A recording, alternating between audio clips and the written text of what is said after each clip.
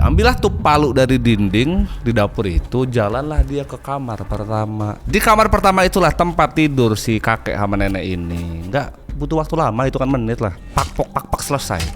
Hilanglah tuh nyawa nenek dan juga kakek ini. Lanjut dia dari kamar satu itu pindah ke kamar satunya lagi. Ada 2 cucu dia tadi ini kan sama juga nasibnya. Itu kan menit aja, laba semuanya. 4, 5, 30, 24.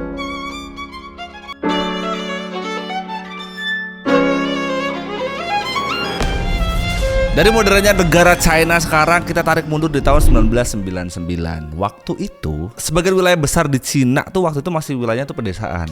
Dan pedesaan di sana tuh rumah-rumahnya tuh jarak-jarak gitu loh, nggak deket-deket. Masih luas lah. Di provinsi Henan ada seorang pria yang lahir tahun 1968, namanya adalah Yang Xinhai. Agak panjang nih, koko kita panggil aja Xin gitu ya. Kalau panggilnya Yang Lek kali ya. Yang Lek kan. Susah gua ceritanya, nanti susah nih. Kita panggil aja Xin. Dari sini ke belakang kita akan sebut nama dia sebagai Xin, oke? Dia lahir di kota Zhenyang. Zhenyang Country itu sebuah kota yang provinsinya ada di Henan tadi. Nah, dia ini lahir di antara 4 saudara. Tapi waktu dia kecil ini orang tuanya sepanjang hari itu sibuk gitu loh, bertani. Anak-anaknya lah nggak keurus. Salah satunya si Xin juga ini. Makanya karena dia tumbuh besar tanpa pengawasan dan juga kasih sayang orang tua begini, hari-harinya dilepas mulu nih. Dia jadi tumbuh jadi anak yang pendiam.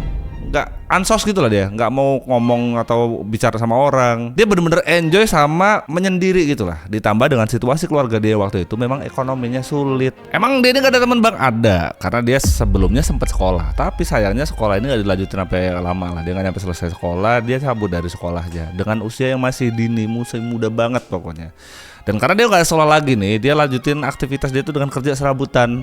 Apa aja dia kerjain sama dia. Kadang-kadang dia jadi buruh pabrik, kadang-kadang dia ke ladang, kadang juga dia mulung bahkan.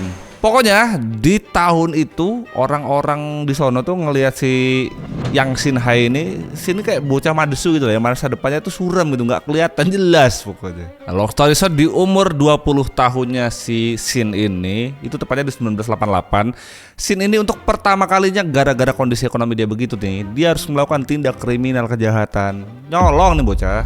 Ini nyolong, terus gara-gara dia ngelakuin tindak kejahatan itu, untuk pertama kalinya di usia 20 dia ini harus merasakan di penjara. Tapi gak lama, ya mungkin setahun 2 tahun lah. Bebasnya dari dia di penjara ini kapok enggak dia ngelakuin tindak kriminal lagi. Dan gara-gara tindakan kedua ini, nah waktu itu tuh di sana tuh 1991, kalau lu udah pernah maling sekali, terus kegepaling lagi, itu nggak di penjara lagi, tapi lo dijadikan buruh paksa gitu loh. Waktu kejadian itu tepatnya di provinsi Hebei. Udah mah dia dari kecil ini sering sendiri, kurang kasih sayang sama orang tua, terus SKCK dia kan rusak kan ya. SKCK dia kan rusak kan, 2 kali kriminal, makin dikucilin nama warga-warga di sono. Siapapun lah nggak usah main lagi tuh sama anaknya si ini. Jangan ada yang main sama si Xin. 2 kali di penjara, kerja ontang-lantung, nganggur, nggak jelas nih masa depan jadi apa dia. Dan karena situasi itulah yang bikin dia semakin nyaman dengan kesendiriannya dia nih. Long story short, 1991 sampai 1996. 1996 ini bebas dari hukuman dia yang kedua tadi. Baliklah dia ke provinsi tempat dia lahir di Henan tadi. Sampai sana tobat enggak. Bocah yang dulu maling nih sekarang dia memperkoas. Waktu itu dia ngelakuin tindakan itu di kota Zumadian. Di kasus ini bebasnya dia dari hukuman dia ini di tahun 1999. Tapi nggak ada satupun keluarga yang udah mau ngakuin dia. Kalau tadi kan society aja nih nggak mau nyampur sama di bocah gitu. Sekarang sama keluarga juga dianggap lah nih. Udah maling 2 kali, perkoas, kau ini apa gitu. Nggak dianggap lagi dari keluarga itu. Bahkan bukan cuma keluarganya aja. Jadi sepanjang gue cerita tadi ini kan udah masa remaja ya. Ada tuh dia pernah punya pasangan, tapi gara-gara semua kejahatan dan juga apapun yang dilakukan sama dia ini, udah keluarga nggak nganggep, pacar juga nggak nganggep. Ditinggal sama pacarnya, ditinggal sama keluarganya. Gara-gara itu dia nih dalam hati dia nyimpen dendam dia. Saat itu yang dirasain sama si sini frustasi dia.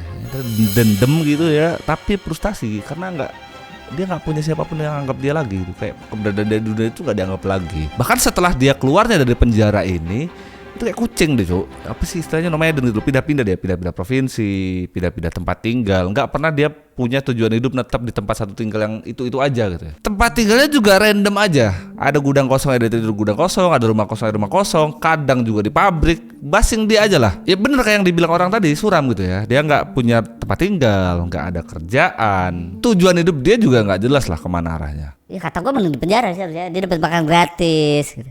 Jelas arahnya. Tapi biarpun begitu, Shin ini ya manusia waras pada umumnya. Karena setiap tindak kejahatan yang dia lakuin, dia tuh selalu menuhin tanggung jawabnya. Dengan semua kesalahan dia kan harus dihukum. Hukumannya dilewatin aja. Jadi bukan dia bebas bersyarat karena dia kurang waras misalkan. Tapi itu menurut orang-orang. Menurut gua sih setelah gua baca ini dari awal sampai akhir sih menurut gua kurang waras ya. Karena ada kebiasaan dia tuh yang aneh.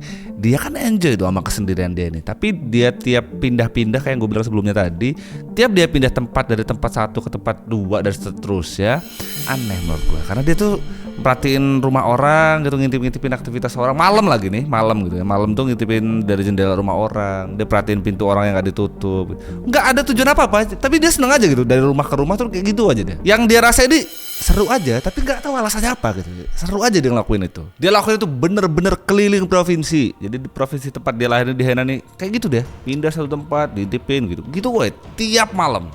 Sampai dia ngerasa jenuh. Dia jenuhnya tuh kayak bosen kayak gini doang nih, gue butuh sesuatu yang lebih nih gitu. Yang tadinya dia cuman keliling dan ngintip aja, dia tuh mulai kepikiran di kepala dia tuh, kayak gue kalau masuk seru kali ya gitu. Jadi setiap dia ngeliat rumah yang nggak ada pagernya, ngeliat rumah yang kayak keamanannya itu kurang, itu kayak ada perasaan, kayak gue masuk kali ya gitu. Dan dari sinilah serial killer yang Shin Hae ini dimulai. Provinsi tempat dia lahir ini di Henan itu yang memulai karir dia sebagai serial killer nih. Ada satu waktu tahun 2000-an, 19 September waktu itu. Kayak yang gue bilang di atas tadi, di Henan itu kan mayoritas petani. Terus pertanian luas, rumah-rumah warga tuh banyak tapi berjarak gitu loh, nggak yang deket tetangganya. Jadi makin gampang untuk si Shin ini melancarkan aksi dia ini. Di antara rumah-rumah yang diintipin sama si Shin ini, ada satu rumah. Di rumah itu tinggallah seorang perempuan namanya San Lanying. Menurut si Shin, ini rumah pas banget nih. Keamanannya itu nggak terlalu ketat gitu, nggak ada anjing penjaga di rumah itu. Terus jendela di rumah itu tuh sedikit ngebuka. Kenapa jendela di sana tuh kalau malam dibuka? Karena situasi di sana tuh kalau malam lumayan panas udaranya, makanya dibuka dikit gitulah. Ngeliat kondisi yang begitu, menurut Shin ini sasaran empuk untuk dia bisa masuk. Jadi obsesi dia untuk bisa masuk tadi tuh bisa lah dieksekusi di rumah pertama ini. Ngeliat jendela begitu kan masuk dia pelan-pelan nyelinap, didorong dulu sama dia jendela itu. Nggak ada suara, nggak ada pergerakan apapun, ya udah masuk dia. Masuknya dia juga nggak ada yang bangun, termasuk si San Lanying tadi juga nggak bangun gitu. Bener-bener situasi yang sangat amat menguntungkan untuk si Shin. Gak ada yang mergokin dia, ini dia udah masuk, bebas aja dia masuk. Betul aja dia ngeliat si Lan Sanying ini tidur di dalam. Tidurnya bener-bener terlelap, bahkan dia sampai nggak sadar nih kalau ada orang yang masuk. Sedangkan si Shin nih, dia udah ngegambar dulu loh. Maksudnya kalau rumah ini tuh yang tinggal cuman gadis ini tok nih, nggak ada siapa-siapa lagi di rumah itu. Begitu dia masuk ngeliat dia tidur, ya udah bebas dia mau apa-apain. Begitu si Shin udah masuk di rumah ini nih, yang pertama dicari di rumah ini benda tumpul. Diambillah tuh benda tumpul yang ada di rumah itu, dipakai buat nyerang si Lan Sanying tadi. Diserang beberapa kali sama si Shin, beberapa menit lah dia serang itu, sampai si korban ini bener-bener udah hilang aja, udah lewat. Selesai dari itu, karena nih bocah kan jam terbang dia udah lama lah, udah banyak lah. Ditaruh tuh barang yang dipakai sama dia, kabur dia. Kabur dengan rasa tidak bersalah sama sekali, seakan-akan gak terjadi apa-apa. Esok harinya, besok paginya nih, tetangga segala macam waktu berangkatlah mereka bertani itu ngelihat keadaannya si Lan Sanying ini. Ditemukanlah jenazah itu, dilaporkanlah kantor polisi, dilakukan investigasi, diperiksa segala macam. Tapi sama polisi dinyatakan kalau ini memang udah kasus pembunuhan aja. Mungkin Lan Sanying ini ada masalah atau dendam apa gitu yang polisi ini nggak tahu dan juga tetangga juga nggak tahu. Nggak ada satu nama pun yang nyebut kalau ini semuanya adalah kelakuannya si Shin. Satu sisi si Shin ini kan gak pernah tinggal dimanapun, dia selalu berpindah-pindah tempat, dia gak punya data diri gitu loh.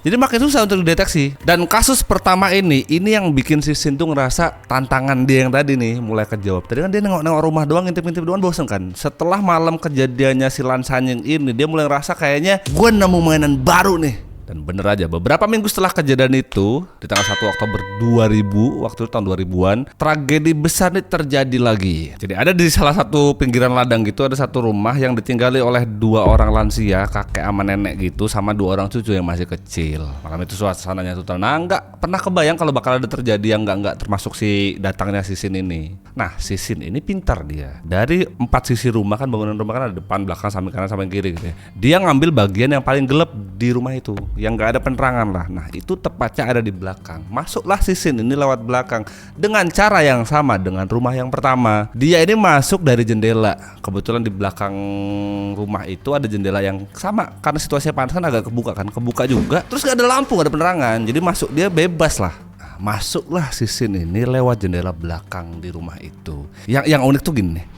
Kalau di awal tadi kan dia pakai benda tumpul gitu ya. Jadi si Sin ini memang lakuin tindakan dan juga aksi dia ini nggak pernah pakai senjata. Dia nggak pernah prepare bawa sesuatu gitu dari luar tuh nggak pernah dia. Dia pakai benda apapun yang ada di rumah korban. Dia ketemu dengan benda tumpul ya benda tumpul. Dia ketemu dengan palu ya palu gitu ya. Nah di rumah yang kedua ini karena dia masuk dari dapur ini nemu lah palu di dapur itu. Palu inilah yang dipakai sama dia. Diambillah tuh palu dari dinding di dapur itu, jalanlah dia ke kamar pertama. Di kamar pertama itulah tempat tidur si kakek sama nenek ini. Nggak butuh waktu lama, itu kan menit lah. Pak selesai. Hilanglah tuh nyawa nenek dan juga kakek ini. Lanjut dia dari kamar satu itu pindah ke kamar satunya lagi. Ada 2 cucu dia tadi ini kan sama juga nasibnya. Itu kan menit aja, laba semuanya. Selesai dari dia melakukan aksi itu, sama kayak di rumah korban yang sebelumnya. Udah selesai ditaruh lagi lah tuh palu, ditinggal sama dia, hilang aja. Gak ada rasa kayak nyesel atau apa gitu. Dan sama lagi besoknya ditemuin sama tetangga segala macem, ditengok, laporlah polisi, investigasi, diperiksa segala macem. Ada sesuatu yang bikin polisi ini mikir, kenapa rumah ini sampai terjadi insiden begini malam ini tuh, kenapa nggak ada barang yang hilang sama sekali? Ini mulai bikin bingung, soalnya di rumah yang korban kedua ini lumayan banyak barang-barang berharga. Menurut polisi ini motifnya nggak jelas apa gitu. Kalau emang motifnya perampokan, kenapa barang ini nggak pernah dibawa sama sekali? Sama yang di rumahnya si gadis yang pertama itu juga sama. Kalau toh bukan perampokan, mungkin karena dia ada track record sebagai pemerkoas gitu ya, mungkin dia akan lakukan itu, tapi enggak juga. Itu yang bikin polisi tuh bingung. Ini sebetulnya apa motifnya? Dan gara-gara kasus ini punya motif yang nggak jelas begini, polisi lah nggak nyambungin masalah korban pertama ini sama korban kedua ini, seakan-akan kayak beda motif aja gitu loh. Nah di tahun berikutnya setelah kejadian yang pertama itu hampir 10 bulan, hampir setahun lah ya, di tahun 2021 sekarang, tepatnya di tanggal 15 Agustus dia mulai ngincer target baru lagi. Aktivitasnya selalu sama, dia nyari rumah gitu yang keamanannya kurang terjaga, dia bisa masuk ke sana, masuk dia. Di target selanjutnya ini adalah rumah seorang perempuan namanya Kyu Lun Sian. Dia ini tinggal di rumah itu bersama dengan 2 orang anaknya. Rumahnya nggak begitu gede, rumahnya cukup kecil gitu ya. Jadi semakin gampang bagi si Sin ini untuk beresin rumah itu, beda sama rumah-rumah yang sebelumnya lah. Masuknya pun sama. Di rumah yang ini dia masuk dari pintu belakang lagi. Kayak nggak kapok gitu warga sana. Udah ada kejadian-kejadian begini, ini nggak ditutup rapat gitu kan. Tapi nggak ada AC lah. Zaman itu kan pakainya jendela dibuka lah. Masuklah si Sin ini dari pintu belakang juga. Begitu dia masuk, yang pertama diberesin sama dia adalah kedua anaknya si Kyu Yun Sian ini. Begitu diberesin anaknya, masuklah dia ke kamar ibunya. Sampai di kamar ibunya, itu kan langsung beresin bang? Enggak, ini sekarang digarap dulu sama dia. Digarap dulu lah ibunya ini, baru dihabisin. Tapi juga gak lama waktunya. Setelah dia lakuin semua tindakan dia itu, keluarlah dia dari rumah itu tanpa rasa bersalah lagi.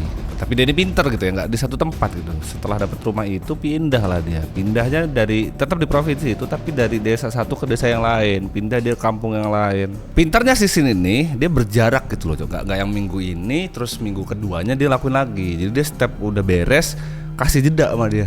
Sengaja biar orang tuh nggak jadi aware dulu gitu loh. Jadi gak hati-hati gitu ya. Sama seperti yang sebelumnya. Butuh waktu 10 bulan lagi untuk si Sin ini melancarkan aksinya dia lagi. Tanggal 30 Juni 2002 dia melancarkan aksinya lagi di rumahnya. Seorang perempuan namanya Si. Nah keluarga Si ini tinggal di daerah yang lumayan terpencil. Udah mah jaraknya jauh-jauh, ini lebih terpencil lagi. Makin leluasa buat si Sin ngelakuin tindakan dia lagi. Nah di rumah itu ada bangunan rumah, sama belakangnya itu ada gudang. Si Sin ini udah ngebaca lah, dia udah mapping dia. Masuknya dia ini nggak langsung ke rumah, masuk dia ini ke gudang dulu. Dia mencari sesuatu di gudang itu yang bisa dipakai untuk beresin semuanya malam itu. Nemu lah di gudang itu, dia bentuknya skop. Skop inilah yang dipakai sama si Sin. Setelah nemu skop ini, mulai masuk ke rumah itu. Masuk juga, udah malam kan. Yang ditarget sama dia langsung to the point, langsung ke kamar-kamar.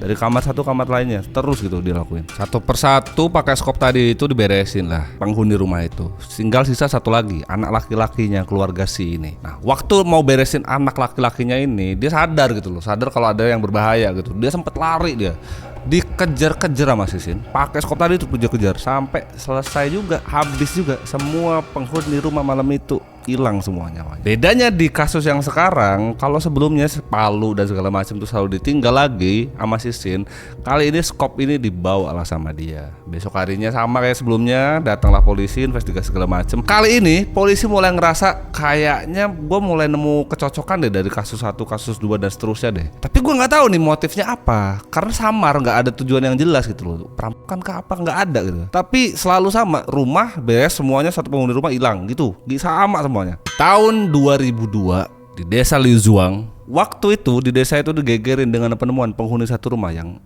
hilang semua nyawanya dalam waktu 1 malam. Udah jelas kan kita mikirnya pasti kelakuannya Sisin lagi. Betul aja, itu kelakuan Sisin lagi. Jadi di kasus kali ini polisi tuh berhasil nemuin jejak kakinya Sisin di luar rumah gitu. Tapi ya udah jejak kaki doang, nggak sampai kemana nih jejak kaki itu, nggak sampai kelanjutannya, nggak ada lah. Setelah kasus ini, Sisin ini mulai ngerasa kalau korban yang dihedan itu terlalu banyak gitu ya. Dia takutnya kalau polisi, walaupun sebetulnya sampai di korban yang rumah ini nih, polisi tuh belum bisa nangkep keberadaan dia. Tapi was-was lah dia, daripada gua ketangkap nih, mati konyol di provinsi sendiri gitu ya. Dari Henan ini pindahlah dia ke tempat lain. Dia pindah dari Henan, pindah ke provinsi Anhui. Tujuannya sama, untuk beresin misi dia ini juga. Nah di tahun 2002 sampailah Sisin ini pindah ke Anhui. Di Anhui ini kurang lebih situasinya begini. Rumah-rumah di sana tuh tersebar terus terpisah-pisah di antara hutan-hutan bambu dan juga ladang gandum.